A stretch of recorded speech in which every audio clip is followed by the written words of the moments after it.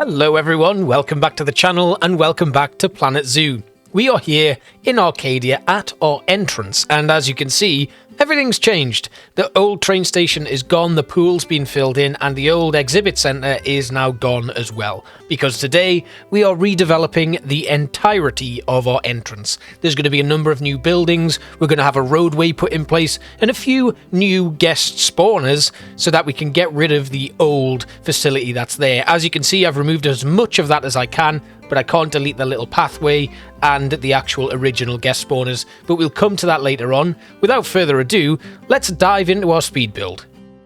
So we're starting off with these Planet Zoo shapes. They're really easy to colour and they have just a flat texture, so it makes it perfect for creating a really nice, smooth roadway, which is what I wanted to create here to begin with. Now this area is going to be quite modern looking. It's going to have mixtures of concrete and steel girders and stuff like that, and that's just going to lead us nicely into that change when people get to Old Town, as well as the new wetlands biome which is going to open up, and the caravan park type structures that I'm going to be building next episode as we hit episode 19 of 20, where 20 will be a nice tour. Now here I was going to do a curved road, but it wasn't working out, and given how little impact this is actually going to have, I wanted to keep it simple. So I squared it all off, and this is basically where our buses are going to have an opportunity to turn around, park, pick guests up, and things like that. And that middle square is going to be where our new guest spawners are going to go. And I'm going to talk a little bit more about that when we come to building it. So this was all just straightening things up and making sure everything fit together nice and neat. Obviously, the road markings are not perfect, and we're going to need to make a few adjustments to those, but it was just a case of getting the basics down to begin with, making sure that all of our terrain was nice and flat, and we could fit this nice structure in place. Really easy, really simple, and obviously we're going to be putting a car park on the other side, and I'm going to be covering up the old guest spawners here because we can't remove them. They can be disabled though, which I have done, so guests will no longer spawn in those spawners, which renders that whole thing completely useless. And we just need to hide it. I'm going to hide it with a nice little taxi rank that's going to stick up a little bit of height, so you'll never see that guest spawner in the background. And I'd thought of other ways to kind of hide it, but that seemed like the best and most like law appropriate way to hide them. So here is where our coaches are going to be parked. I'm obviously going to put those in, but there's not going to be any spawners inside them. It's literally just decorative flair. And once we put all of those into position, we just need to put the coaches in and make sure that we'd sized it upright, which, as it turns out, we hadn't. But here we are, the coaches are in, and that is the basic beginnings of our roadway. Now I need to work out where I'm going to put in my new entrance gates, because guests are going to spawn here, and the original entrance barriers will need to be removed, which again is something else we can come to later on. I wanted to initially factor in the fact that for a little bit of time while I was building this, I did not have the money to bring in new guest spawners. You can see I've got about $116,000 there, but I'm a little bit short on what I need. So for now, guests are just going to come in through the original guest spawners and cross at the zebra crossing right here. That's going to be removed later on when I have enough money to build my taxi rank. But I just want to show you the process of how these ideas develop and change, because I always wanted to put new guest spawners in, and I thought, considering that I've got a little bit of time here to play around and make a little bit more money, we could do that. There are exhibits and stuff kind of breeding as I'm doing this, and I do skip forward a couple of years. I think by the time this video is finished, we get a year 94 or 95 maybe. And that gave our exhibit animals a nice chance to reproduce, bring in some new animals, and sell them on immediately for a nice profit, which allowed us to raise the $150,000 to get one new guest spawner, which we then put in twice. So we got two brand new guest spawners at the end of this video, which are working. We have our brand new entrance gates here as well, which means guests have a short path to walk to when they come into our first entrance building. And I'm going to be building that today as well. Lots of buildings getting put in place today, but this was just about matching our path back up and making sure that everything fit nice and snug as we look to expand our zoo.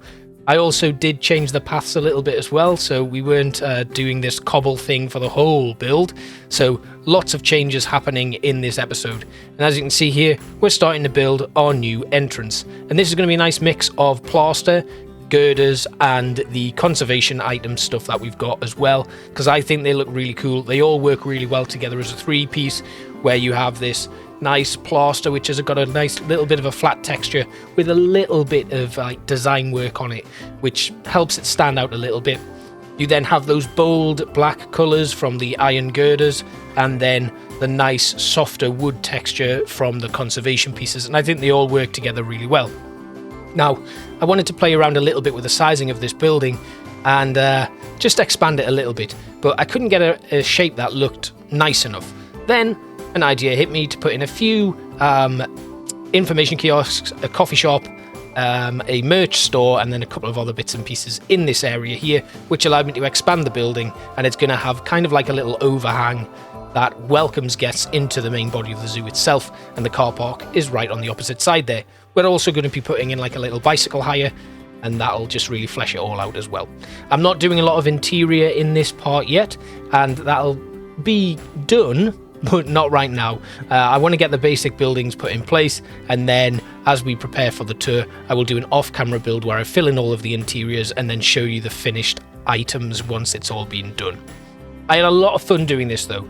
I feel like I've been stuck doing the same kind of old town decoration stuff for quite a while, so it was nice to use some different pieces and change things up a little bit, and just playing around with different textures and different patterns and stuff to use for the flooring here, because it is a little bit of a weird shape where the path is going. And once we'd got everything set in place, decided on a colour scheme and a theme, it was easy enough to just put everything into position and start our decorative process. So after arranging the basic interior, it was time to work on our exterior. And I decided to create a nice big platform on the outside surrounding this side of the building, just because everything was looking a little bit small, and that's one of my biggest self-criticisms I think as a builder. I don't make my buildings big enough interior-wise, and when I get to things like the vendors and stuff, I always end up with queues, and guests get stuck, they clip through each other, it becomes a little bit of a nightmare. And that's been proven in this one as well, where we've already had stacks of queues in the original testing of this, when I've been pushing play and letting the simulation run for a little bit to generate a little bit more money. We get masses of queues at the 4 vendors here, which isn't great, so we may need to adjust those. Anyway, I wanted to do some finer detailing around here, including putting in a nice little fence here, using these Australia wood panels that just surrounded the whole area. And I can already see rooms and spaces where I want to be changing things here, because we do end up putting in a bike hire place on this little platform here. And the bikes have nowhere to go once you've hired them. There's no off-ramp or anything like that where you can ride down across the car park. And I thought putting in bikes here would be a really nice touch, because we are coming into some highly forested areas where there'd be a lot of trails and stuff. Obviously, going through the main entrance, you have the initial metro station that I'm going to build. You got the taxi rank that I'm going to build. Here we are putting in our bike carriers. I wanted to make a couple of like little bike locks and stuff for things so that they could be unlocked by a staff member, then the bike is turned over to a guest and they go off on their merry journey throughout the zoo on these bikes. But back to what I was saying, over in this area you've got the station, the main entrance, couple of vendors and stuff, and then you go off into this lovely forested area as you go round towards the wetlands area, and then the campsite, which I'm going to build next week. And the campsite is going to be like a nice forest trail where you've got insect exhibits and stuff like that, and maybe we'll put in a few habitats, but not too many. That's something that I can do at a later date though. The main thing is going to be developing that next episode to form up this forest, this nice little area where guests can stay the night and things like that. Then you've got the insect trails with some butterflies in, because we now have those with the latest DLC, which is really cool. I've already got some of those in now just to help me generate a bit more money to fund these developments. You may see them in the background of this build actually, but other than that, we're going to be developing all of that with brand new exhibits and the butterfly kind of walkthroughs and stuff as well. Incidentally, I did the animals from the reptile house are still here, but they are mostly going to be moved to the new wetlands area when we finally build that. I'm just once again keeping them in exhibits somewhere in the park to generate cash from selling their offspring. So back to this, you can see we're continuing that modern theme using girders along with a plaster and some modern glass pieces. And we finish this all off with the usual, for this theme anyway, conservation pack like little bordering things, which I think are such a nice touch. The texture and the difference in the like design of these things. There should be more things like this in the game. They're really nice to use as these sort of decorative pieces, just to give that little bit of like flash of color, different contrast, different materials. And I really like to build things with 3 materials, using like a basic background material, so our plaster, then something heavier, a larger piece as a supporting structure, like these steel girders, and then decorative pieces, the wooden conservation items, perfect for that. You can do other things with like bits of metal or decals and things like that, which I have obviously used throughout in Old Town, but using things like this, I just think it gives it that nice modern, almost like IKEA Scandi type feel to it, which I thought was really cool and gives us a nice modern entrance. Once we'd lined all of these pieces up, we started working on this doorway, which took a little bit of a different route, and we eventually brought back some of the pieces that we'd used to create our roads, because they kind of filled in this gap here. As you can see, when we pull all of these around and get them into position with the metal girders and stuff, there's still a little bit of clipping that I wanted to sort out. I didn't want those wooden pieces to be sticking through into the girder itself. I tried using just one flat piece here to create kind of a sign, but then I thought, again, I've got that nice texture behind it, I don't want to cover it up. This didn't work, so I got rid of that, and then we put in some smaller pieces just to frame that wood, and it just created this nice little effect to finish that whole entranceway off. And obviously, I may repeat all of this on the interior, or I may do something completely different when I do get around to decorating the interior of this building. You will see it in the tour, but you're not going to see it in the video because camera angles and all that are a little bit of a nightmare when you're decorating interiors. I should do the interior decorating before I put the roof on, but when I'm decorating the exterior, I always count the roof as part of that, just in case I come into any issues when I'm designing that part of the build. So I often end up putting the roofs on before I do the interior, which is why it becomes a bit of a mess and you don't see those things until the end of a build. But I will try and restructure things when I'm actually building so that I get these things in place and you can see the absolute full design work and the way that I go about things. But it's a learning process. I'm still like, well, I think I've done about 50 or 60 episodes now of Planet Zoo, and I'm still working on how I deliver these things. It's just a different process every time I do things, and because I don't design things in advance, coming back and just doing it off the cuff, it can be a little bit difficult. Things do get forgotten about, and sometimes I don't push record while I'm testing things. But anyway, let's get back to the build, because we're going to design our roof now. I wanted to use the corrugated plastic because it's got that modern feel. I really like the underside of it as well, because I think that gives you an instant decorative touch on the interior of your building. And of course, as you can see, the actual underside of the plastic roofing has iron girders on it. Steel girders, iron girders, whatever they are. It has those girders in place, and it allows us to just continue weaving that theme throughout the build. Next, we had to put in a few trims just to cover up the gaps between our road and our pathway for the guests. This also just gives an extra dimension to the build, and I'm using my old favourite, the Asian stone support pillars, to create these nice curbs. And also, when I did put in those new guest gates, I ended up with a little bit of a terrain malfunction, which I couldn't fix for the life of me. Then we came along here and just did a little bit of touching up towards the car park, again moving some of our roads across as well. I haven't done the parking spaces on the car park yet because that's going to be a long, tedious thing that I'm going to do off camera. You know what it's going to look like. There's going to be spaces for cars and like a one-way system where people have to drive through. That's about it. Then we came to our station. Now, I put in a few basic structure pieces here just so I had a little bit of an idea of what I was going to be doing, and then I put in a nice new pond. So, as you can see, the glass does come up a little bit higher than I wanted it to, and I couldn't get it any lower than that without interrupting the terrain and things like that. I didn't want to sink it down into the ground or anything, so what I'm going to do is cover up the glass with a nice custom designed fence that goes all the way around. And this fountain is just going to be a nice statement piece to draw guests in and give it a bit of a wow factor so that the station looks nice and clinical.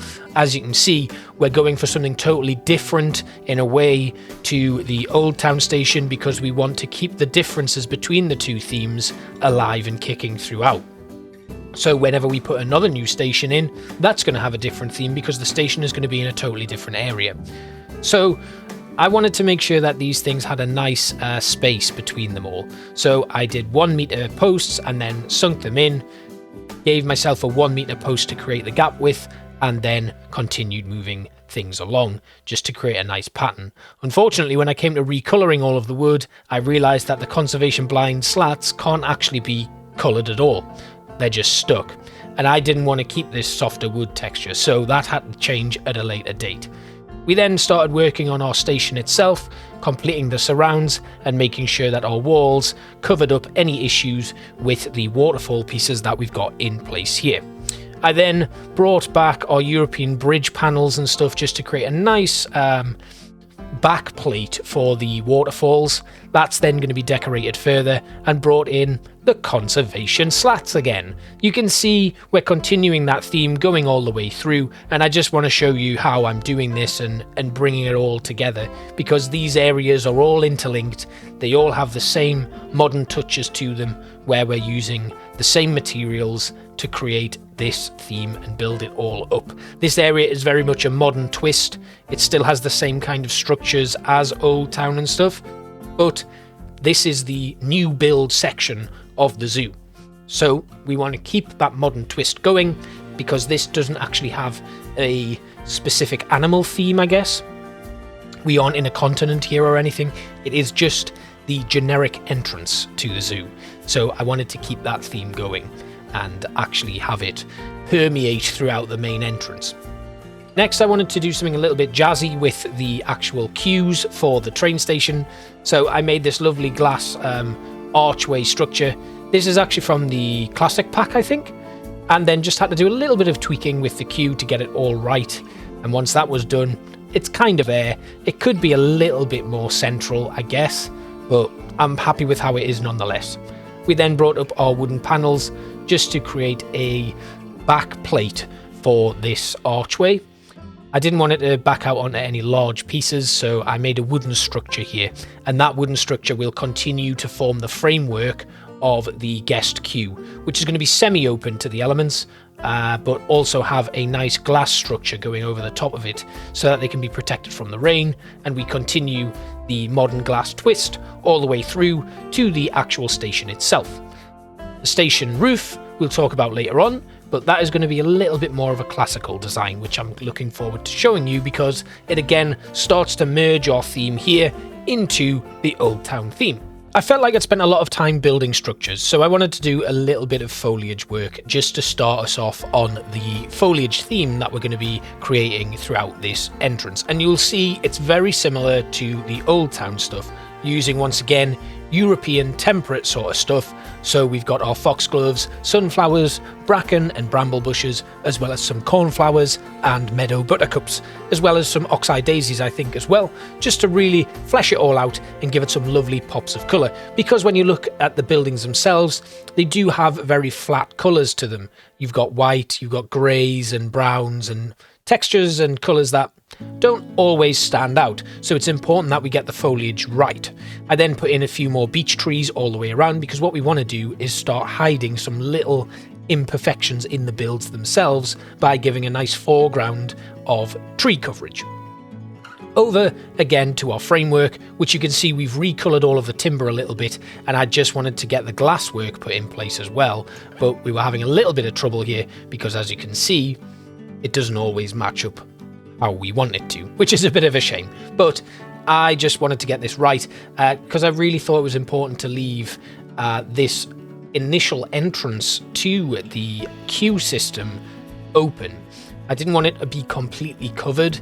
I really like the idea of having some open, some covered. So the glass, I just wanted it to fit in these smaller areas here.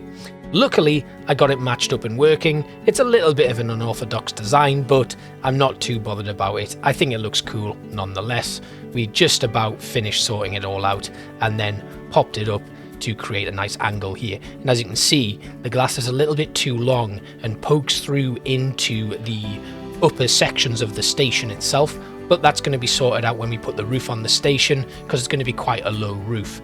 I then put the woodwork all the way along here just to cover that somewhat, but also make sure that I wasn't using glass throughout. Again, it's just a design difference that I think looks really nice and helps to help the place stand out a little bit more. So that's why I do that.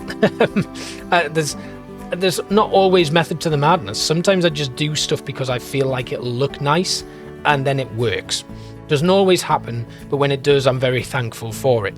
This is one of the things about not having any sort of advanced planning to things. I pick colours and textures that I want to see together, and then just hope they work. And as you can see here, the roof wasn't sitting in very nicely. I actually just did use the 4x4 meter kind of slabs, and they all stuck out. So I swapped that with panels. Then I brought in copper roof, because that is the beginning of the merge between Old Town and the entrance. Some copper curved roofs on the top, which I then put some windows in. This is all just decorative fluff, really, to help the station itself stand out a little bit more. So we put these trims in as well, which you can barely see, to be quite honest, but I know they're there, and that makes me quite happy. Then we put some roofs, some glass structures in here, just to fill in the holes in those roofs, and then I thought that was a little bit overkill, so I decided that I'd take one roof piece out of the middle and build a clock tower in there as well. And at this point, I started to realise that my angle of build wasn't quite how I liked it. I usually like to just build on a grid and hope that it all works out, because it usually does, but something about this station had gone a little bit off-centre, and everything was built on a slight angle, which made things difficult when I was trying to get a straight piece to be straight. It was always on that little bit of an angle. But I worked through it, it was okay. We put some more windows in the tops of the station here, got them lined up, and then we moved on to a little bit more foliage decoration again. So, continuing the themes from Old Town into the entrance district, we've got our azaleas, we've got our asters, more bracken and brambles than you can shake a stick at, all sorts of stuff just to add texture, dimension, and pops of colour in what is initially quite a boring looking space, just to fill it all in. One of the things I used a little bit more of in this piece though was the dog rose bush, because a lot of the stuff that we've got in our zoo, they don't really like dog rose bushes at the moment for some strange reason. But we came in with rocks, nettles, lots of other bits and pieces of foliage to really flesh it all out, and you can see us building a nice montage here for the entrance to our train station.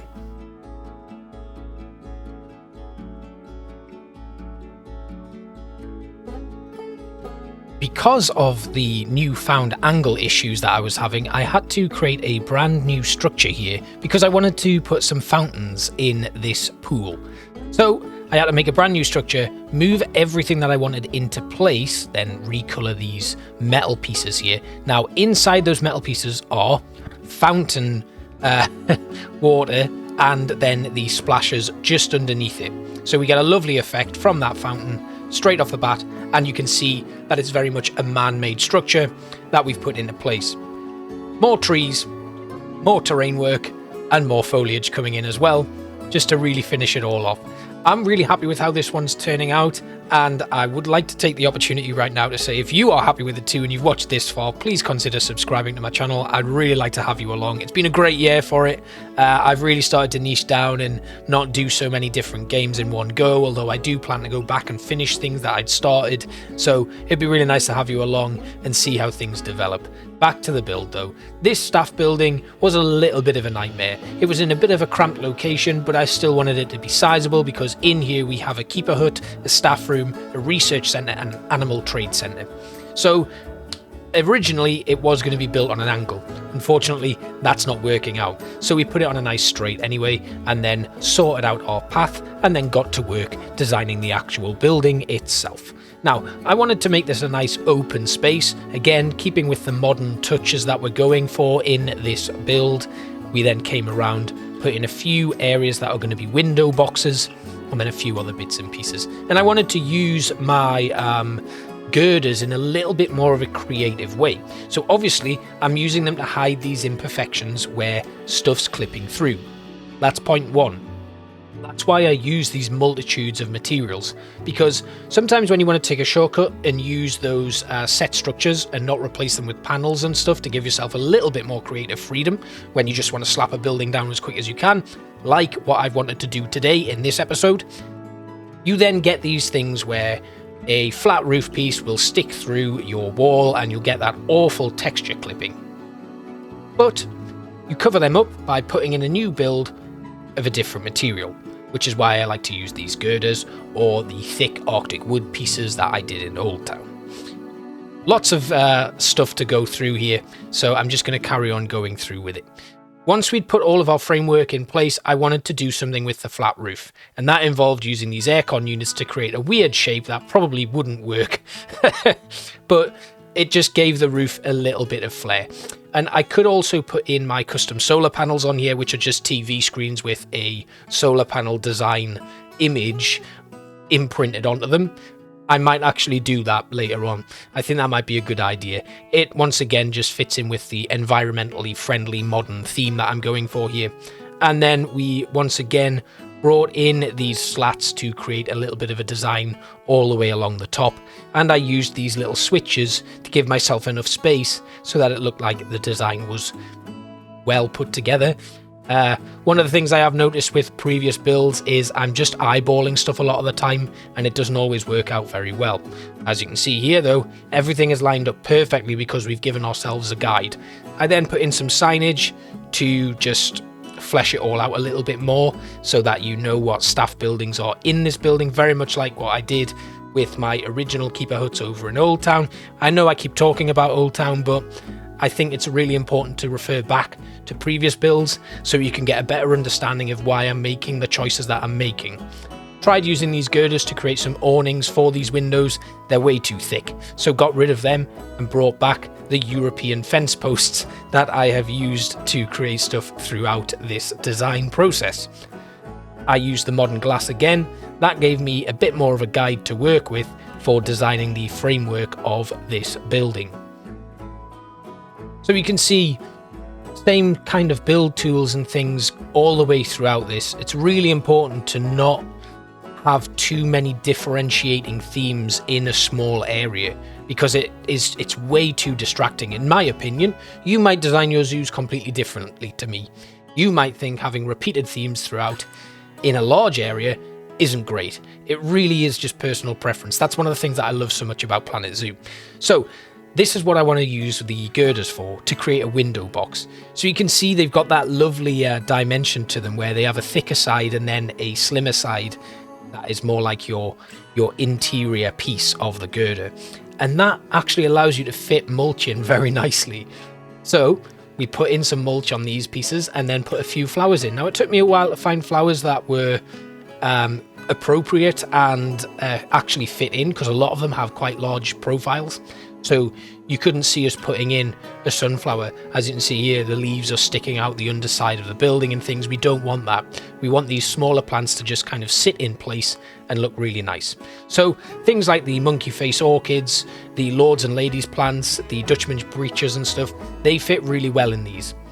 Once I'd got those window boxes in place, I wanted to make a few, I guess they're montages, scenes, little design choices that were using decals on the actual sides of the building. And I thought we could have like set these up as if they were painted by kids from the local school or stuff. Like I see this in metro stations around about where I live all the time, where they have kids design like safety safety signage and stuff, and they're just like drawn with pencils or crayons or stuff, and the kids enter a competition and they can get their work displayed and stuff. So I thought that would be a nice touch to have something where, like, you know, a community project where somebody's gotten involved, it's gone out to a school or something, and they've designed decals for this staff building that we've then painted onto the actual structures. So just little bits, scenes from nature and stuff, like all of these butterflies and insects flying towards a huge sunflower. Over on the other side, we've got the moon rising, I guess, over the mountains, and then some nice clouds that are actually just tree branches and stuff. And over here, we've got the sunflowers that have got, once again, these weird looking posts creeping up that we're then going to paint green, just to create some nice little pops of colour and give a little bit more of a design choice to the build itself. I thought it was just a really cool idea. I've seen some really well designed decals by people in the workshop as well. It would be quite nice to bring some of those into the zoo as well. Decal probably isn't really the word I should be using, but all I can think of right now. I'm not quite sure what I'm trying to say. After completing the decal work, it was time to build our guest spawner. Now this I wanted to be a simple metro station, but it's also a metro station that you're going to start to see throughout the zoo as I build up the transportation network when we start building in our new districts and stuff. So this metro station, although it is the general guest entrance here, we're going to be continuing that throughout the zoo. So they're going to be metros built into it that are going to be using the monorail system, where guests are actually going to go underground where the queue is, and then an underground railway system will carry them throughout the other areas of the zoo. That's probably going to be the most ambitious undertaking in this entire series. So for now, the station is going to be very simple.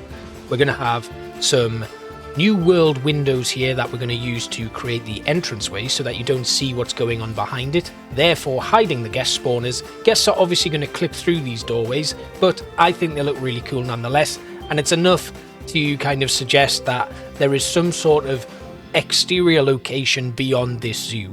And that's one of the things that I've always wanted to create in franchise modes. Even though we can't create our own custom entrances in a way, we can still hide our guest spawner and create something brand new once we've got enough money in to actually buy new spawners.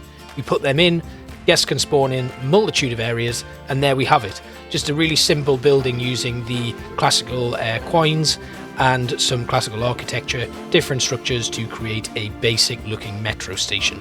And here in the northeast of England, one of our more recognisable signs is the one for our local metro, which is this really bright yellow sign with a big black M in the middle of it. So I wanted to do a little bit of a nod to that and create that in this zoo as well. And I used the same design for a taxi rank as well. So this is actually a classical light post there that's stuck on it. So hopefully when that's actually switched on, we'll get a little bit of a glow coming from it as well. So you will see a little bit more of a nice glowing sign inviting you to leave. Please don't leave the zoo once you've arrived. I didn't like the classical architecture, so I did try and put something different in, and ended up settling on a new world lamppost, which I thought looked really cool. It again continues that modern theme. I did cycle through quite a few different options. I'd almost decided to do one and then settled for this, which I think looks really cool. The lights are on the top. We can put that in place and then duplicate it. And there we have our metro system, which is how guests will get to and leave the zoo to whatever it is that's going on outside in the outside world, because we do need to imagine that these guests have all come from somewhere. And I don't like the idea of them just spawning in where the standard entrance is. Apparently, on some franchise locations, you can now delete the entire thing, but I have not been able to on this one, which is why I'm hiding it as best I can. Bringing in our path trims as well, because this path was a little bit of a weird shape, just to try and even it off somewhat. It doesn't look perfect, but it looks a little bit more conventional than how it used to look. And then once we put in our foliage, it's going to be barely noticeable that there's anything different going on in there. And obviously, when guests go inside that building, we don't care anymore. They come through here, they've come from somewhere else, and when they leave, they go somewhere else. But like I said, this metro station is going to be a consistent theme throughout the actual build of the entire zoo, because once I start working on the underground section, that's the entrance and exit for it basically. They're going to go in and go immediately underground, and then I'm going to hope that I don't build a metro system that interferes with any habitats that might require foliage and adjustments to the terrain. So I wanted to make this look a little bit more three-dimensional by putting in some crowberry bushes and various other things just to give it a little bit more of a colour to it, and then put in a few more flowers, very much in the same way that we've been doing throughout this build.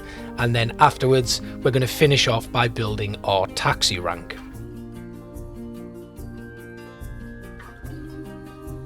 So our taxi rank needs to be a very simple structure.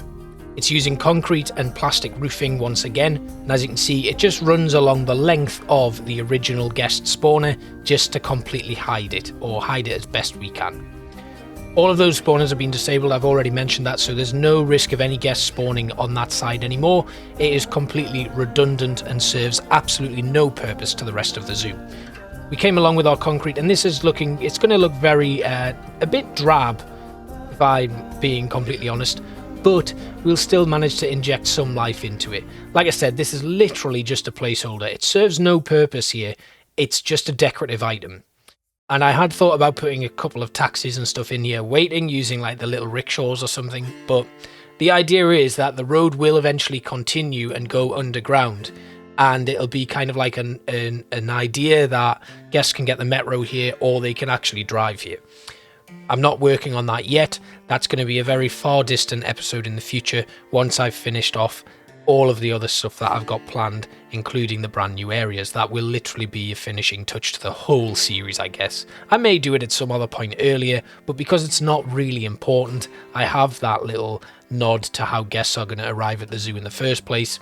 I don't need to do that right now. There's more important and exciting things to do than watch me build a road for 20 minutes. Anyway, you can see us doing the usual framework stuff that we've got planned for this entire build towards the entrance, and as you can see, it doesn't stick out quite long enough to go over to the middle of the road, so I needed to make a few adjustments just to get it set right. I did want it to go over that entire first section of road, which meant we had to do a little bit of extension work to finish it all off.